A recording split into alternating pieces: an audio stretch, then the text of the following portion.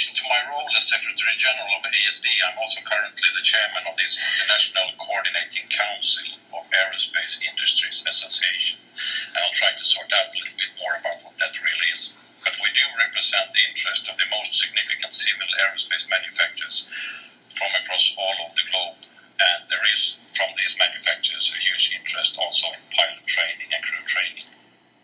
I would like to highlight two things. Proportion of global trade that is transported by air, by volume, only 0.5%. But if you look by value, it's 35%. So it really means that there's a lot of high-value goods that are being transported by air. And the other figure that I would like to highlight is the 300% increase from 1 billion to 3 billion passengers that has been taking place over the years, from the last 30 years basically.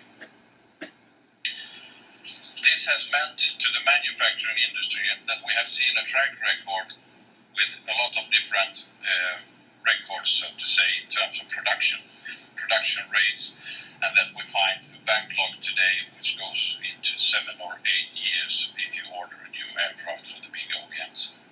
We have seen in average about a 77% increase in the production in the last 20 years. And now this is about what is the main interest for manufacturing industry to contribute to everything that needs to be functional and everything that needs to be dealt with in order to be able to fulfill the future market demand in this sector. So we saw some figures on the forecasts. I have some other numbers, but basically they end up with approximately the same size. So you can see here that we're talking about today in service some 17,000 aircrafts. Defined in these figures is aircraft that could carry 100 passengers or more, or 10 tons of goods or more. And the forecast would be that this fleet would have to double, and whilst doubling the fleet for the coming 20 years, only 7,000 of the 17,000 will stay in service because they are updated and so on. So 10,000 would have to be replaced. And the new aircraft that would have to be delivered from the manufacturing industry is 30,000 aircrafts. So it's a key driver for everything to be functional that could sort of be between this market demand and delivery.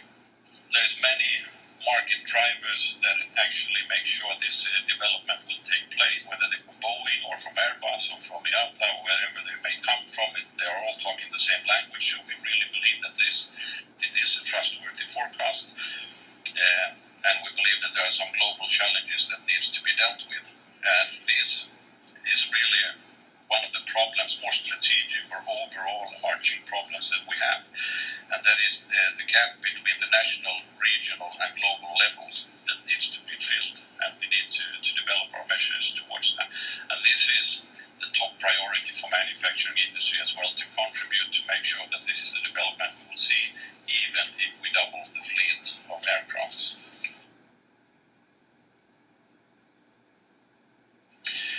So this is really where we find the overlapping then between the IPTC and the ICCAIA, and this is where the connection is. The mission with IPTC to improve safety, quality and efficiency of commercial aviation by developing common standards and processes for pilot training is something that we support to 100% from the manufacturers, and we do believe that there is some additional values that we could bring into this, let's say, common approach towards safety in pilot and crew training. We could try to sort it out from the manufacturer's perspective. This is what's on the manufacturer's mind right now as we speak, and I've been trying to talk to my different companies within ICCAIA and members to understand what is, from our perspective, the key challenges to be dealt with and where can we have a contribution. So to start with, let me state that there is a key interest in pilot training, because in order to sell our products, we simply need pilots to fly them. That's very easy. And as we understand, there will be many areas of the world that is experiencing a pilot shortage. This is based upon the fact that several pilots will retire in the near future. This goes for the United States, it goes for certain regions in Europe as well. And the traditional pool of military pilots that are converting to civil pilots is no more available, or it will be, or has been, significantly reduced. And this is taking place at the same time as the demand is increasing, as we understand it. So training of new pilots with little flying experience becomes even more important, and the regulatory framework will also need to evolve in this context, and this is where we get some concerns. We believe that manufacturers are best placed to determine the type of training that are related to their products, whereas airlines, of course, are in charge of their own training needs, so we should have a common approach.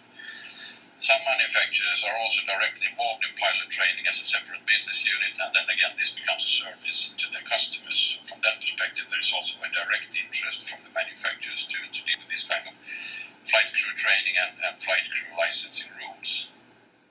But it also seems clear to us that the new technology and ATM concepts like the next gen and the CSR will bring to us will result in a lot of challenges in the roles of pilots and certainly also in air traffic controllers.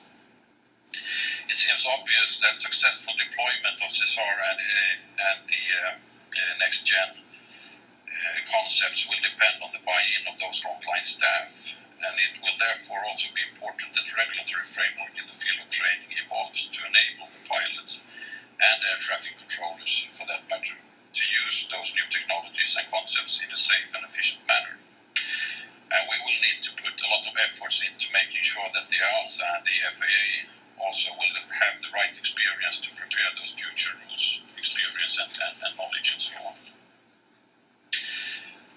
If we look into some of the challenges that we experience, I don't know whether you share this idea or not. It would be very interesting to listen to the rest of the conference program. But from the manufacturer side, we believe that the fact that flight simulators needs to be approved and qualified by each national authority before they can be used on foreign pilots is clearly creating a lot of redundant oversight. And this is a good example of why the regulatory framework needs to evolve in this context.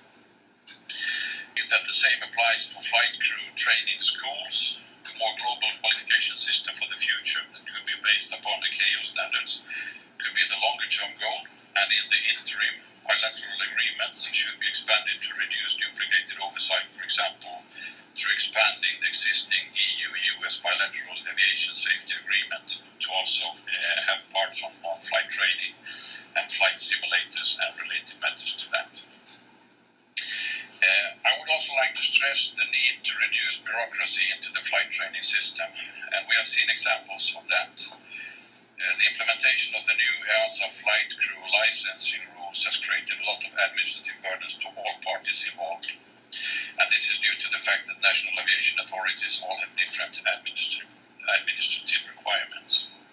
So what we have seen is that for examiners with an EASA license doing examinations on EASA licensed pilots that are coming from another EASA member state than the one that issued their own license, this has really turned into a nightmare, and it has resulted in major disruptions on the day-to-day work for large flight crew training centers. And the work to these problems need to be brought to conclusion.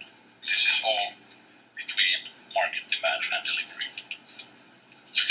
So, from the manufacturers, we believe that we can contribute, believe that we can bring our common competencies, even though there is always this balance between competitiveness, competitors, and the global challenges. We believe that the ICCAIA is the way to bring our voice forward.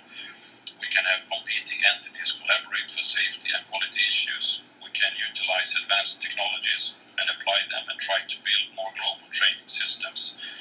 And we can help develop regulatory measures, and we think that by bringing in the expertise from the manufacturing industry, we can bring in also another angle into the issues and the challenges that we see.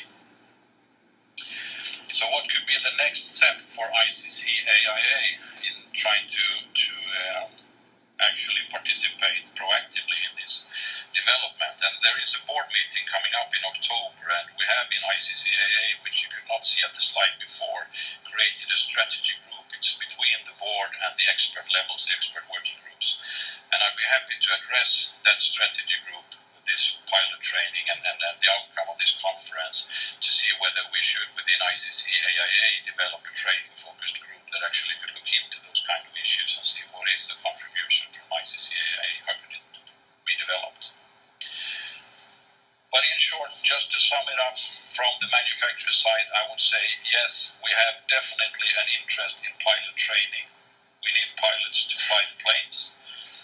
We believe that there is an increasing need for global solutions. We believe that we have some knowledge and some technology that could be used in this context, and some of our members are also already having this as a part of their business. So with that, I thank you for your attention.